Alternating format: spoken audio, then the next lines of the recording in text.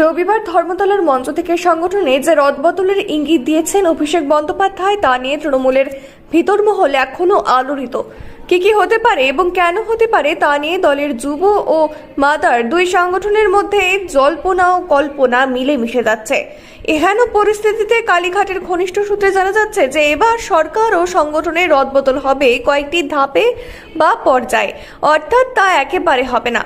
শুধু তা নয়, এই রদবদল হতে পারে সংগঠনের সব স্তরে, অর্থাৎ ব্লক, জেলা ও রাজ্য সংগঠন সর্বস্তরে এই সাংগঠনিক রদবদল হতে পারে। সবচেয়ে বেশি বদল হতে পারে উত্তরবঙ্গে। তার একটা নমুনা বা ইঙ্গিত রবিবার 21-এর মঞ্চে দেখা গিয়েছে। কোচবিহারের চেয়ারম্যান রবীন্দ্রনাথ ঘোষ ও শিলিগুড়ির মেয়র গৌতম দেবকে মঞ্চে ওঠার পাস দেওয়া হয়নি। শেষমেশ সুব্রত বক্সির কাছে কাকুতি মিনতি করে তবু অনুমতি পেয়েছিলেন গৌতম, রবীন্দ্রনাথ তাও পাননি। উত্তরবঙ্গে প্রায় সব জেলারই জেলা সভাপতি, সেই সঙ্গে ব্লক স্তরেও বহু নেতাকে সভাপতির পদ থেকে সরানোর সম্ভাবনা 16 আনা। কালীঘাটের ঘনিষ্ঠ সূত্রে খবর, জেলা সভাপতি বদলের ক্ষেত্রে একটা ফর্মুলা নিতে পারেন মমতা বন্দ্যোপাধ্যায় ও অভিষেক বন্দ্যোপাধ্যায়। তা হলো, যারা সাংসদ হিসেবে নির্বাচিত হয়েছেন তাদের আর জেলা সভাপতি পদে রাখা হবে না।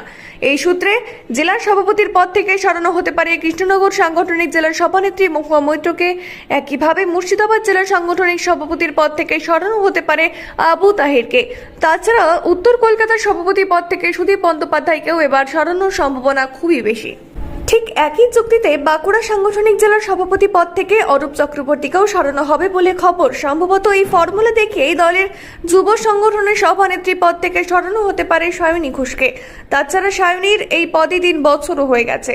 দক্ষিণবঙ্গে আরও কয়েকটি সাংগঠনিক জেলায় বদল অনিবার্য বলে মনে করা হচ্ছে, যেমন কাঁথি ও তমলুক। এই দুই সাংগঠনিক জেলার সভাপতি বদল করা হতে পারে। বিষ্ণুপুর সাংগঠনিক জেলার সভাপতি বদল করা হতে পারে।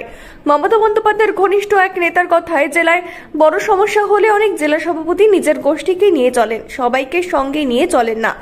নতুন সভাপতি বাছাইয়ের ক্ষেত্রে এমন মুখ তুলে আনা হবে যারা, অর্থাৎ যার জেলায় ও জেলা সংগঠনের মধ্যে গ্রহণযোগ্যতা রয়েছে, সেই সঙ্গে কর্তৃত্বের সঙ্গে পুনঃ সময় দিয়ে সংগঠন চালাতে পারেন। কারণ মনে রাখতে হবে, বিধানসভা ভোটের দিকে তাকিয়ে এই রদবদল করা হবে। তাই প্রোটেক্টিভ টিম তৈরি করতে চান অভিষেক।